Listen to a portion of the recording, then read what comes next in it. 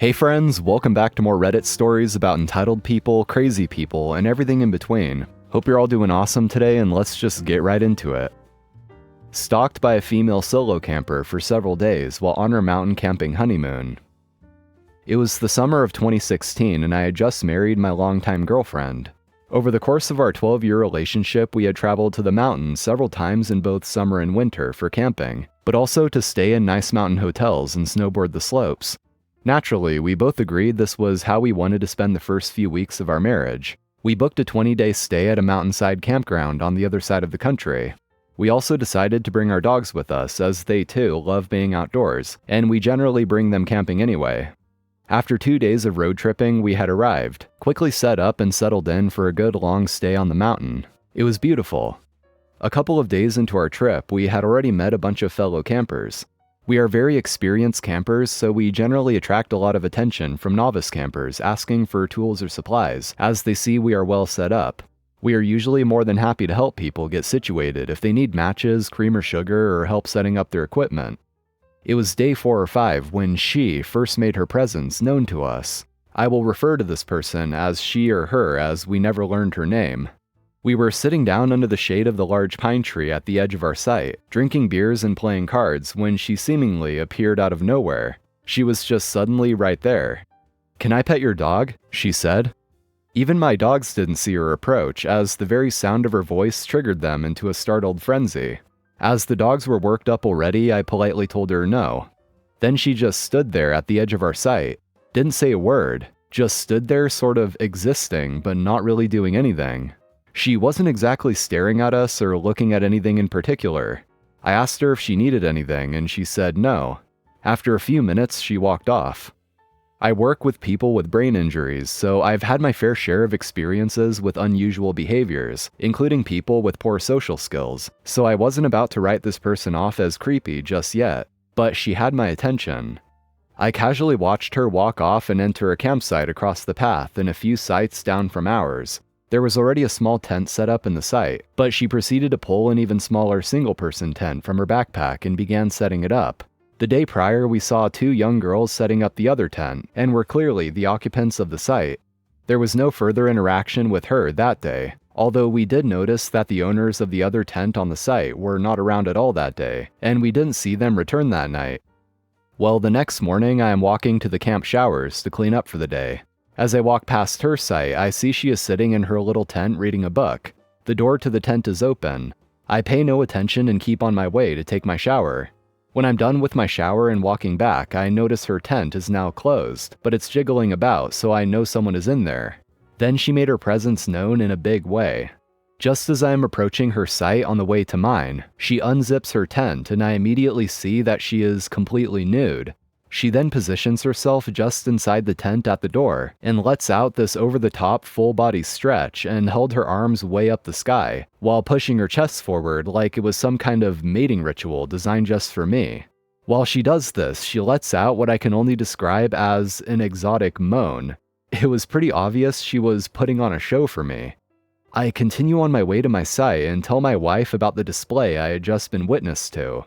We both laughed it off and moved on with our plans to day hike a good trail to a waterfall. The trailhead for this hike was accessible from the campgrounds, so we didn't have to drive to get there. We just walked the additional 2 kilometers to the trail. We walked at a good pace, so when we got to the trail we decided to stop for a few minutes and take some good photos of the surrounding mountains before heading into the thicker bush. After sitting there for maybe 5 minutes while my wife is taking pictures, she emerges from the trail that leads towards the campground. At first, I thought, okay, coincidence. She's staying here and this is a pretty common trail. But then she sees that I see her, and she stops dead in her tracks and just stands there. Same demeanor as our first encounter. Just standing, not doing anything in particular, but also sending creep vibes our way. This was the first time I said to my wife, "I think we have a stalker." Confused, my wife then looks to where I'm looking and is immediately a little creeped out. Once again, I think, whatever, maybe she's just hiking the trail, no big deal. So we continue on the trail at a good pace, and she maintains a consistent distance behind us. Our dogs at this point are a little distracted by her, and our youngest dog keeps turning around to watch her.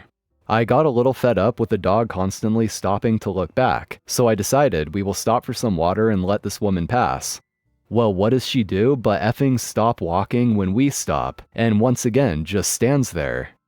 Okay, so now we are genuinely concerned because this is approaching horror and suspense movie creep level, and I start to wonder what this girl's intentions are. Standing motionless at that distance and refusing to pass us just ramped up the oh crap factor to about 9. So my wife and I agree to just give up and cut the hike short by taking the shorter loop, which was only another half kilometer ahead, and head back to our camp. We managed to get some distance between us by jogging every time we would make a turn and she was out of sight. We didn't see her again until later that night. That night, my wife decided to take an evening shower at the camp showers. When she returned to our camp, she tells me our stalker was in the bathroom also taking a shower. This time, however, she was with 2 other girls and appeared to be getting ready for a night at the club. There is a nearby ski town that has a few nightclubs and bars, so it was reasonable to see the girls getting ready for a night out. The 2 girls she was with were the 2 we saw previously set up at her site. My wife explains that she quickly picked up on the fact that the 2 girls and our stalker friend were not well known to each other. It was clear that the 2 girls were close friends with plans to go out partying, and our stalker was making an attempt to be friends and sort of invited herself to join them in their night out. Now we know the ski town well, and the girls kept reinforcing that they were meeting at a specific restaurant before going to the bar. It was currently 10:30 p.m. and we know the restaurant they were telling her to go to was closed at 10 p.m. They were lying to her about their plans. The stalker kept asking them too, "Are you sure this place? Are you sure?" They convinced her and she left to her tent to finish getting ready while the 2 friends stayed in the bathroom to finish their makeup. My wife went on to explain how after she left, the 2 friends were mocking and making fun of our stalker. They were young 20-somethings acting like little girls in elementary school. My wife has no time for that. Creepy stalker or not, she had to say something to the girls for their behavior. My wife calls them out on their behavior. Well, putting all the catty bullying aside, the girls explained to my wife that the stalker girl had set up her tent on their site when they were staying with a friend in the ski town. When they returned, they found her living at their site without invitation. She had just taken it upon herself to take a little corner of their site without knowing them at all. The girls said that they were upset with her and were trying to make her feel uncomfortable so she would leave, but she wouldn't leave. Of course, my wife asked them why didn't they just report her to the park warden. The excuse they gave was that they were leaving the next day and didn't want to make a huge deal out of it.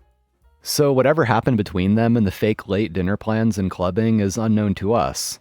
About 3 a.m. that same night, we were all awoken to a blood-curdling scream right outside our camper. At first, I was like, holy shit, that must be a wild animal. My wife is trembling, dogs barking, and I am startled but curious. I peel back the window cover to see her, standing motionless on the path outside our trailer.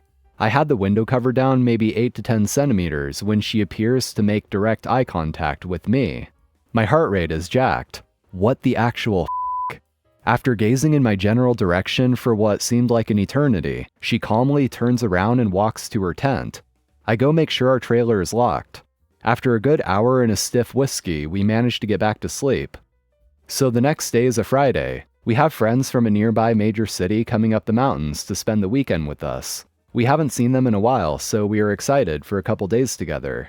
Well, they're not at our site for 15 minutes, and as they're setting up their tent, she mysteriously appears out of nowhere yet again. Like bam, there she is. But now this time she is actually in our site. I hadn't had a chance to tell our friends about her before she arrived, so they were a little more friendly than I was. She asks me once again if she can pet my dog, who during all of this is barking at her. I think I said something like, she isn't being very friendly towards you right now, so I would prefer if you didn't. She didn't pet my dog, but she also just stood there staring at me, like she was considering how she would dismember my limbs. She then notices our friend's tent brand as he is still setting it up, and comments how it's the same model as hers, although a larger sleeping capacity. My buddy has picked up on the creep vibes and my general displeasure with her presence, so just gives her the, oh yeah, cool, and keeps setting it up. Well, she starts grabbing at the tent pegs and picks up the hammer and says she will help him set it up because she has experience with it. My buddy declines and asks for his tools back.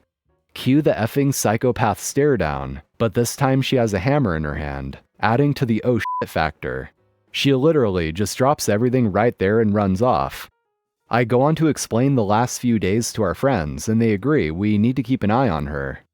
So by this time, the 2 girlfriends whose site she had hijacked were packed up and gone. It's now Friday night and we've been drinking all day, so we're feeling pretty good. It's maybe about 11 p.m. when she walks over to our site again. She says, "Hey, you guys seem to have a lot of extra room with the tent and the camper. Do you think I could stay with you guys tonight? We could have a lot of fun in there together." My buddy is feeling pretty good from all the day beers, so he's pretty forward when he replies, "Did you just propose a gangbang to us?" Now this whole time I'm just sitting there in my camp chair with my whiskey, taking this all in. She wasn't really taking notice to me at all so far. Then she smiles, turns her head, and looks directly down at me and says, "I like your friend." She then turns around and walks away into the darkness of the night towards the forest. What the f***? We are all now terrified she is going to return. I decide right then and there if we see her again in a creepy fashion, I am calling the park warden. This is getting silly. Well, the night is winding down, so we all decide to walk together to the bathrooms to clean up for bed. My wife pulls on my hoodie and says, "Babe, look." I look over to see that the site she was set up on is completely destroyed. Crap everywhere. Just stuff, garbage, clothing, food, everywhere. I thought, okay, this is weird. Could this have been a bear? No, we would have heard it. I then noticed that the tent is gone. She is gone and left the site a complete mess. As luck would have it, the park patrol was completing their fire rounds and were at the messed up site when we were returning from the bathrooms.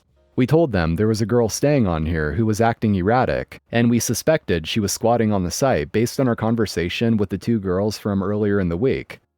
We didn't see her again for the rest of our trip until the last full day.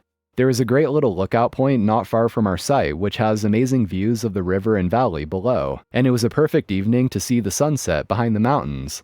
It was a lovely final send-off to an otherwise beautiful honeymoon.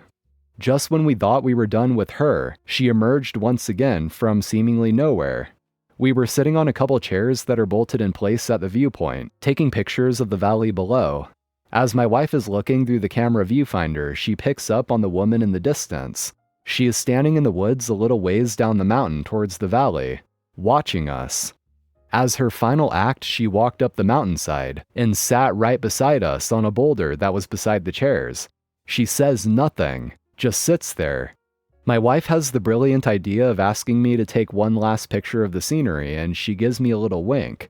I pick up on her idea right away and I position myself so this woman is going to be in the picture. My wife wanted this lady's photo in the event something bad happens with her before we can leave the area. We took our final looks out at the beautiful scenery and headed to our camp for the night. We didn't see or hear from her again. Upon reflection, we agreed this woman had some serious mental health issues, obviously. She had 0 social skills, and we did witness her attempt to make friends with those 2 girls that shafted her in a terrible way. That being said, she did things way beyond the realm of acceptable social awkwardness. There were moments I thought she would pull out a knife and kill us all where we stood. More than that, the stalking, the midnight screaming, and running off into the woods at night was terrifying to us, and I feel a story worthy of the sub. I do have the photo on a thumb drive somewhere, and we'll see about uploading a pixelated photo if it's appropriate. To anyone else, the picture just looks like a person is sitting in the shot, but to us, it's a reminder of our wild adventure and start of our amazing marriage. After much consideration, I have decided to add the link to the photo. I didn't anticipate this post getting this amazing response. The discussions have been polarizing, and I really appreciate the comments from both sides. Those that downright find the story unnerving and creepy, and those who feel I mishandled this by misinterpreting her intentions. I was apprehensive to post a photo as I don't like the idea of posting pictures online of a person I agree has some form of mental health issues. I don't want to exploit her afflictions, and it's not my intention to shame her. That being said, a few factors influenced my decision to post the photo link. Namely, you cannot see her face or otherwise identify this individual by this photo. I also referenced the photo in the story and don't want to backpedal on that after receiving so many requests for the photo. As I said, the photo is unremarkable and she looks like a typical mid-20-something. I have found it interesting that people will associate her behavior with her appearance. If you were hoping for The Grudge meets The Ring, you will be disappointed. To us, however, the normalcy of her appearance made her behavior throughout the trip seem even more creepy. Well, at the very least, this whole situation probably made your honeymoon that much more memorable, for better or worse. And I do agree, this person probably does have some sort of mental issues, whatever it may be. And while reading this, oddly enough, I couldn't help but actually feel kinda bad for her at some points. It definitely seems like she was trying to make friends, but nonetheless, the way she went about it and, well, basically everything she did is enough to make a normal person's skin crawl. So it's also understandable that people would just be downright creeped out at the situation anyway, even if she was just trying to be friendly in her own way. But also, just trying to be friendly doesn't really explain a lot of other stuff she did, like showing up at their campsite at 3 in the morning, etc. Nonetheless, I also feel okay sharing this photo here as well, because like OP said, there's not really anything identifiable about her in the photo. Anyway, hope you guys all enjoyed. That's going to be it for today. Be sure to hit that like button, I'd really appreciate it, and subscribe to the channel if you're new here. Take care, stay tuned for more, and I'll see you all next time.